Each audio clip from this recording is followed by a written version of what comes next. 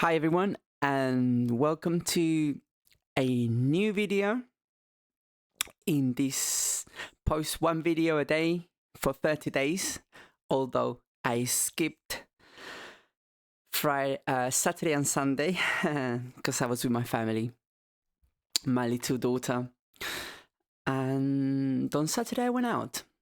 Anyway, so before the time runs out, because I'm always recording above the 10 minutes video that I agreed on to post only a 10-minute videos. Anyway, so if you've been following this this video series, you know that I was working on a feature. Let's get local up. So basically I needed to create a feature that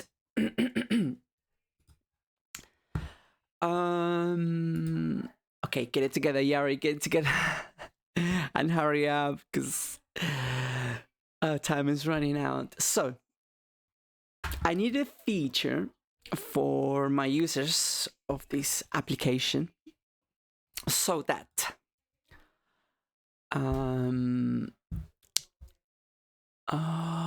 what do you mean? Oh yeah, the store's not found because it's running now. I had to create a test store for this feature to work.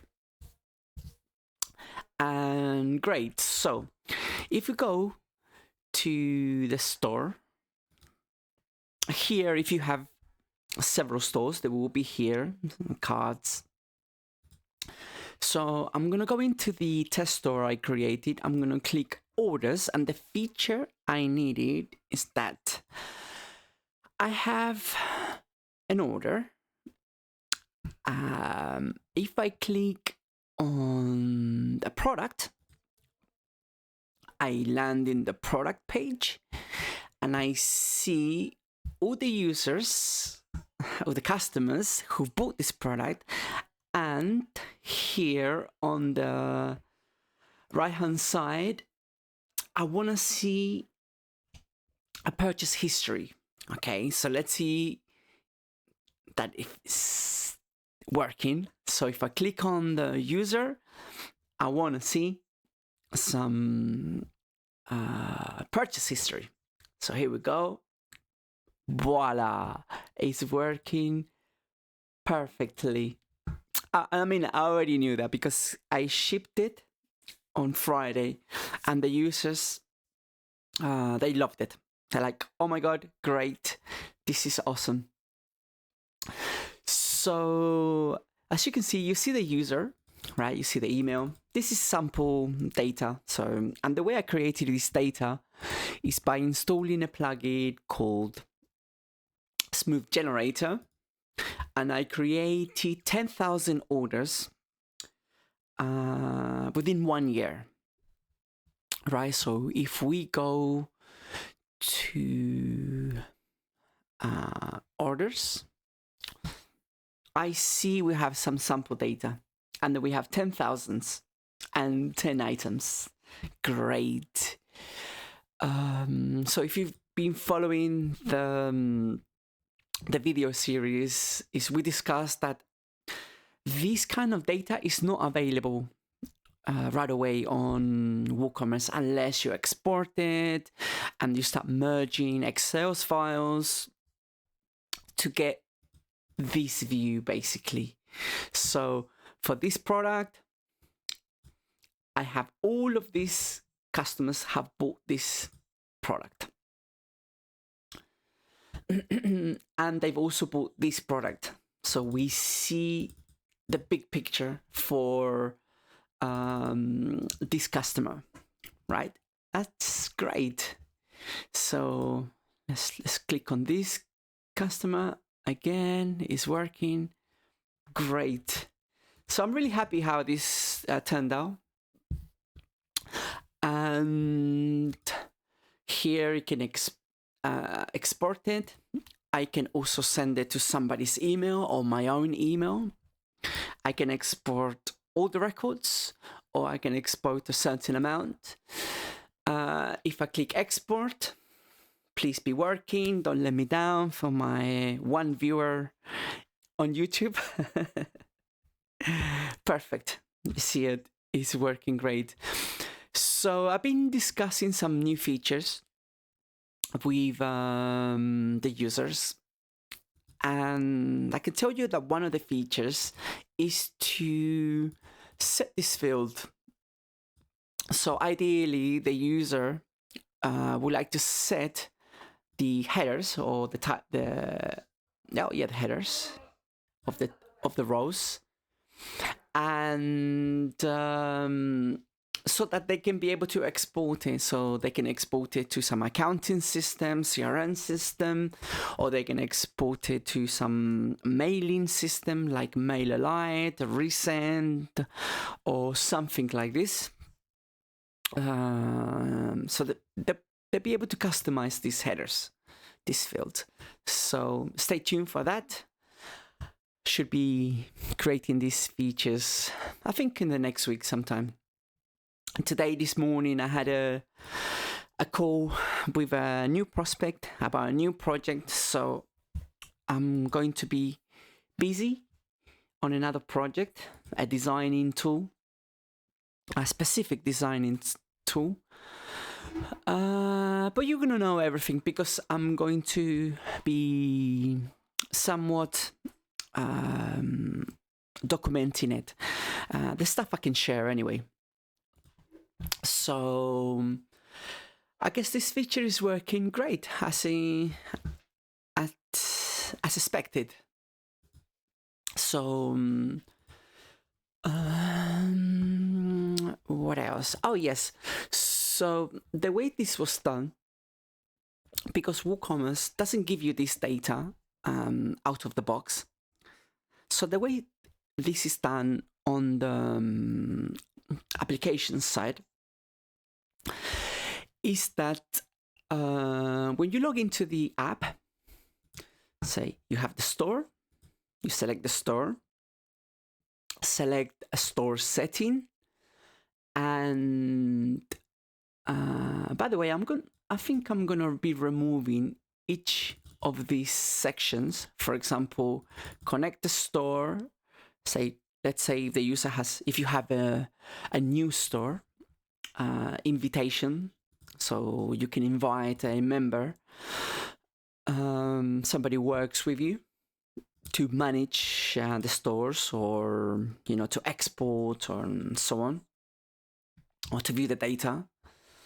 Actually, with this field that have this feature that I've integrated, you could have a sales team perhaps calling the customers, the email preference, so you can automate when you want to receive reports, right? And data sync. So I don't know if you guys remember, but on the last video I talked about the data sync. So this is where the magic happens. I created a web worker that's putting this together, fetching all the orders, fetching the customers, and connecting the dots, right? Connecting customers to orders, and the product to customers. As you can see here, you can take a read here for more information on how it works and how often you should sync your data. So the way it works, if I click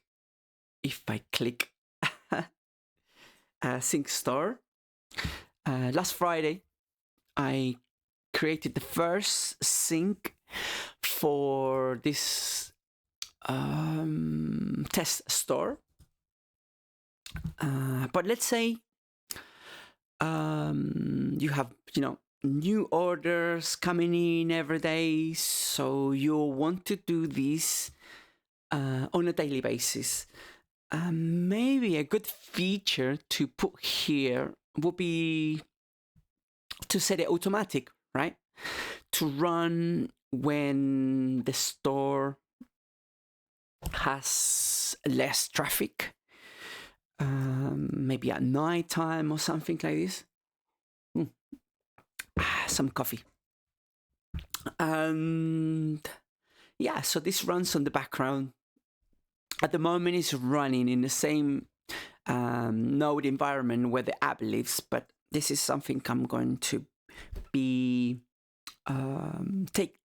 taking it out and have another Node.js environment doing this sync. And at the moment, I'm doing on the Next, let's say, server. And I think it would be better if we just create its own web worker, JS and TypeScript.